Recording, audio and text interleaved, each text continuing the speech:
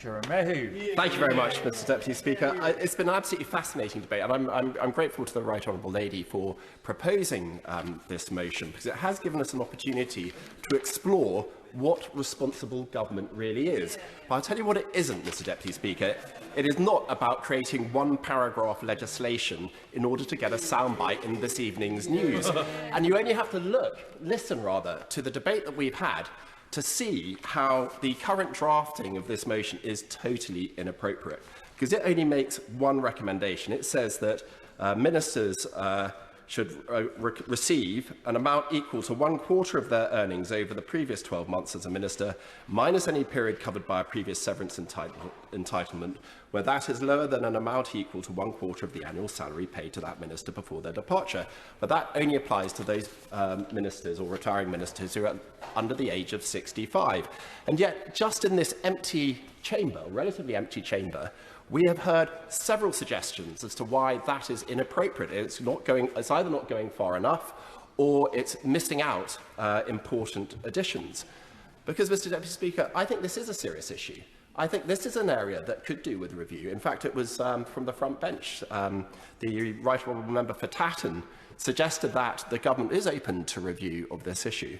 But this is absolutely not the right way to do it, as this debate has demonstrated.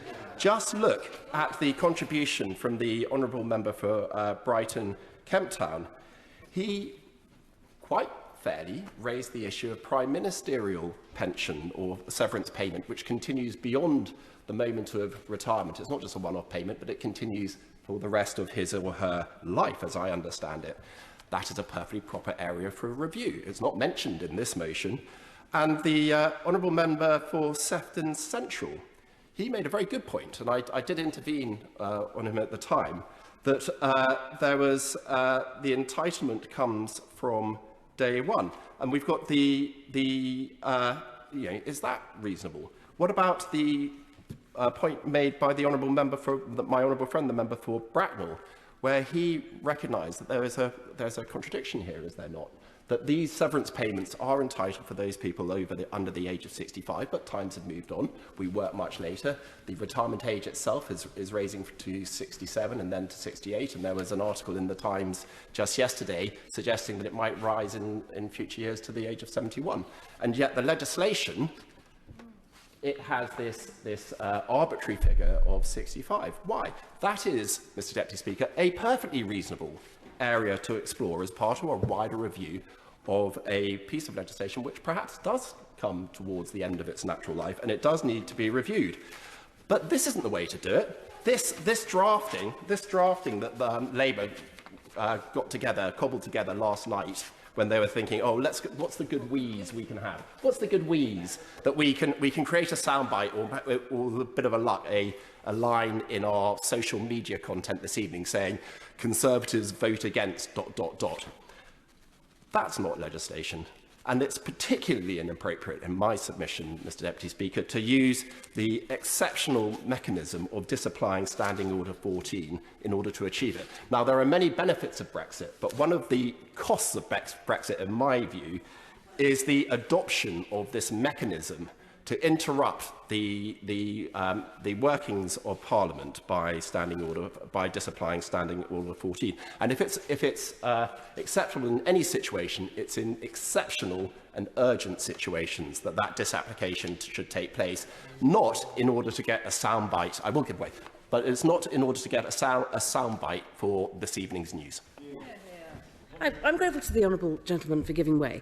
And I don't think that I stand before you today to say that this motion is going to, and this legislation is going to fix every single issue that you can possibly think of in relation to the payment of members of Parliament in every circumstance. But it will at least deal with a situation whereby you could work for 2 months as a minister, get 3 months severance pay, and then 7 weeks later go back to exactly the same job and to be essentially paid twice. I mean, that's what this legislation is here to stop.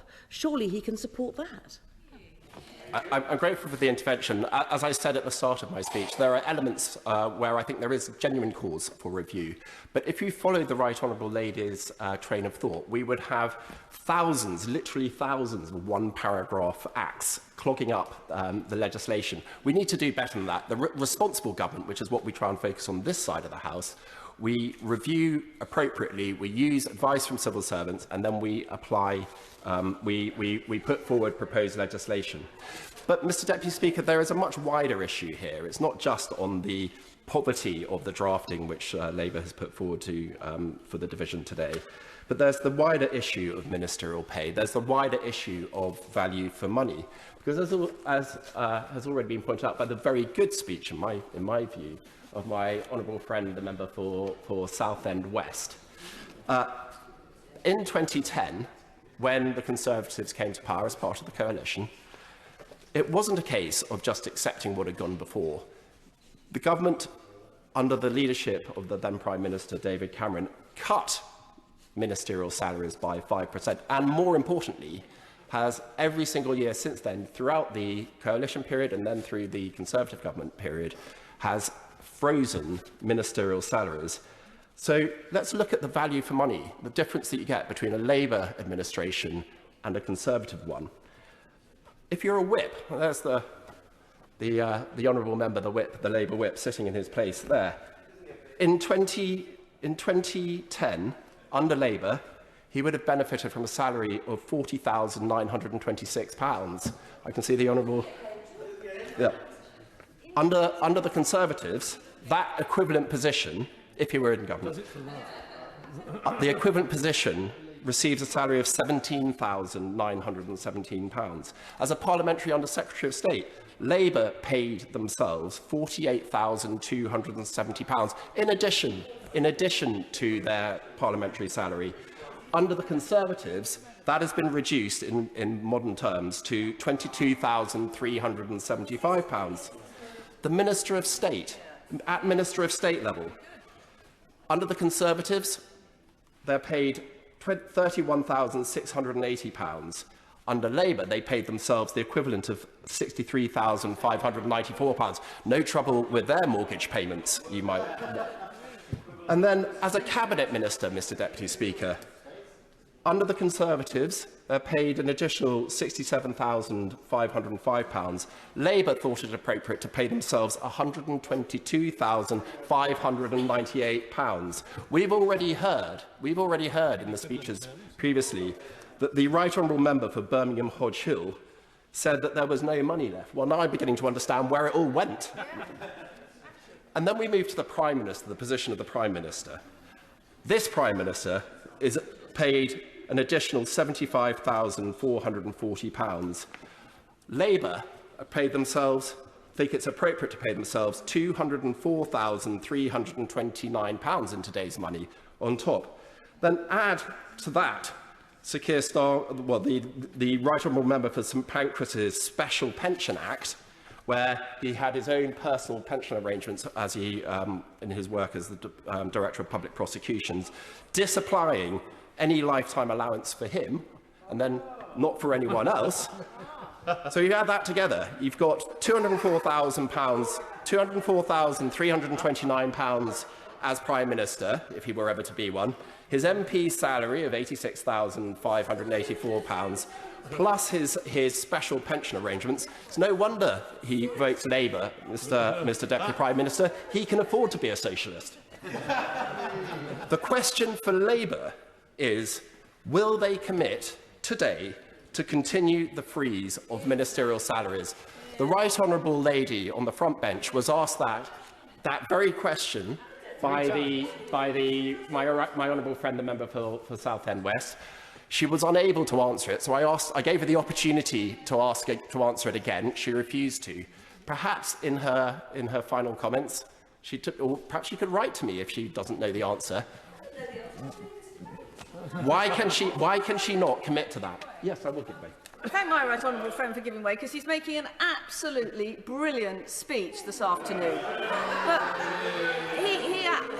he absolutely is. And I wonder if he'd like to comment on something which he started to comment on earlier. The road of Damascus conversion on the other side. This sudden desire to tackle something that they had 13 long years to tackle, and not only did they not tackle it, they went on to add to the system. Well, I'm grateful for that intervention. It was mentioned in somebody's speech, once if not twice earlier on today, that in 2010, the former candidates for the leader of the Labour Party were invited to return their severance payments since they refused to. And it was, on behalf of the Labour Party, I think the suggestion that they should return those payments was described as being pathetic. So, Mr. Deputy Speaker, this motion is by any view half-baked. We've seen just in the course of a couple of hours a number of interesting suggestions which could apply to potential legislation in this event. It's clearly an improper use of the disapplication of Standing Order 14. And look at it. Here we are. If it's such an emergency, why are Labour benches so bare? Because even Labour members of Parliament do not think that this is an urgent issue. I have no hesitation in voting against this, and I invite everyone else to do the same. Yeah.